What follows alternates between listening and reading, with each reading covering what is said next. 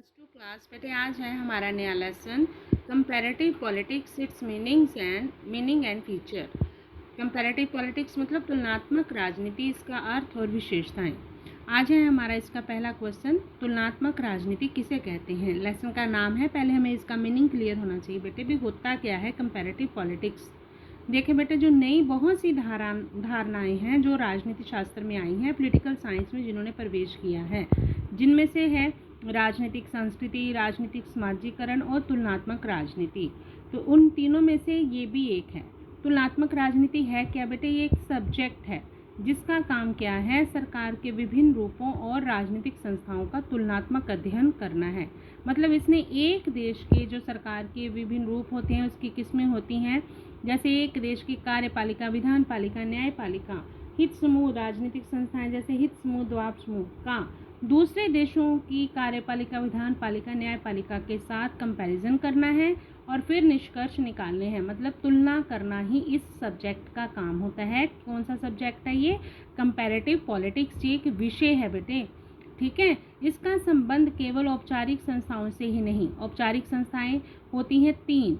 कौन सी? कार्यपालिका, विधान पालिका, न्यायपालिका। जो सरकार के तीन अंग होते हैं वो औपचारिक संस्थाएं होती हैं। औपचारिक संस्थाएं वो संस्थाएं होती हैं बेटे जिनकी बाकायदा प्लानिंग की जाती है और फिर उनका चुनाव किया जाता है। तो ठीक है, इन तीनों संस्थाओं का चुनाव सोच समझ कर किया जाता है। प्लानिंग के साथ ये तीनों संस्थाएं बनती हैं, इसलिए ये फॉर्मल है, औपचारिक है। और अनौपचारिक संस्थाएं वो होती हैं जो एकदम से बन जाती हैं, जिनके लिए कोई प्लानिंग नहीं की जाती। जैसे हित समूह एकदम से बन जाते हैं, द्वाप समूह भी मतलब हमारा कोई इंटरेस्ट होता है उसे पूरा करने के लिए हम इकट्ठे हो जाते हैं। तो वैसे ही हित समूह जब द्वाप समूह का रूप धारण कर लेता है, हित समूह के जब हितों की पूर्ति नहीं होती तो वो सरकार पर दबाव डालने लगता है, तो वो द्वाप समूह बन जाता है। हित समूह, द्वाप समूह और राजनीतिक दल, ये तीनों आते हैं अनौपचारिक संस्थाओं में। तो जब कंपैरिजन किया जाना है ना बेटे, इस विषय में जब कंपैरिजन करना है तो उसने न केवल एक देश की कार्यपालिका, विधान पालिका और न्यायपालिका का, बल्कि एक देश के हित समूह, दबाव समूह, राजनीतिक दलों का दूसरे देश के संस्थाओं के साथ कंपैरिजन करना है। मतलब उसने तुलना करनी है एक देश की औपचारिक संस्थाओं की दूसरे देश की औपचारिक संस्थाओं के साथ, और एक देश की अनौपचारिक संस्थाओं की तुलना उसने दूसरे देश की अनौपचारिक संस्थाओं के साथ करनी है। और इस धारणा के मुख्य समर्थक है बेटा डेविड ईस्टन और आलमेंड और पावेल। तो आपको क्लियर हो गया तुलनात्मक राजनीति है क्या। एक सब्जेक्ट है जिसका काम है कंपैरिजन करना, तुलना करना।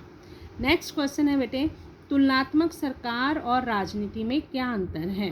तुलनात्मक सरकार और राजनीति के बीच बहुत से लोग कोई अंतर नहीं करते, क्योंकि दोनों ही एक दूसरे की जगह पर प्रयोग हो जाते हैं। जैसे सरकार की जगह राजनीतिक प्रणाली शब्द का प्रयोग होने लगा, तो लेकिन फ़र्क है बेटे, सरकार में सिर्फ तीन चीज़ें आती हैं। कौन सी तीन चीज़ें? औपचारिक संस्थाएं। कौन कौन सी? विधान पालिका, कार्यपालिका, न्यायपालिका। जो तुलनात्मक सरकार है वो सिर्फ इन तीनों का ही कंपैरिजन करती है। लेकिन जो तुलनात्मक राजनीति है उसमें आती हैं औपचारिक संस्थाओं के साथ साथ अनौपचारिक संस्थाएं भी आती हैं। अनौपचारिक संस्थाएं कौन सी? हित समूह, द्वाप समूह और राजनीतिक दल। इस तरह हम कह सकते हैं कि तुलनात्मक सरकार में आई हैं सिर्फ तीन चीज़ें और तुलनात्मक राजनीति में आई हैं 6 चीज़ें। तो किसका क्षेत्र बड़ा है फिर? तुलनात्मक राजनीति का।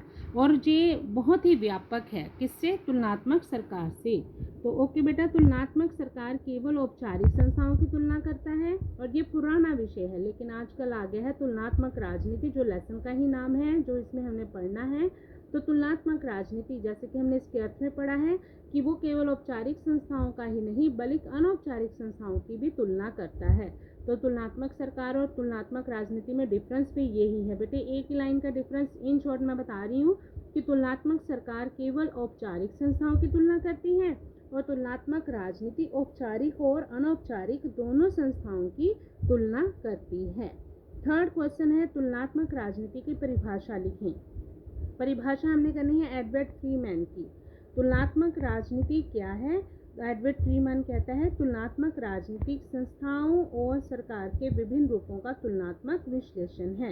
मतलब इसका मीनिंग जो हमने अभी अर्थ में किया है कि जो राजनीतिक संस्थाएं होती हैं और सरकार के विभिन्न रूप होते हैं, जैसे कार्यपालिका, विधान पालिका, न्यायपालिका, उनका तुलनात्मक विश्लेषण करना ही तुलनात्मक राजनीति होता है।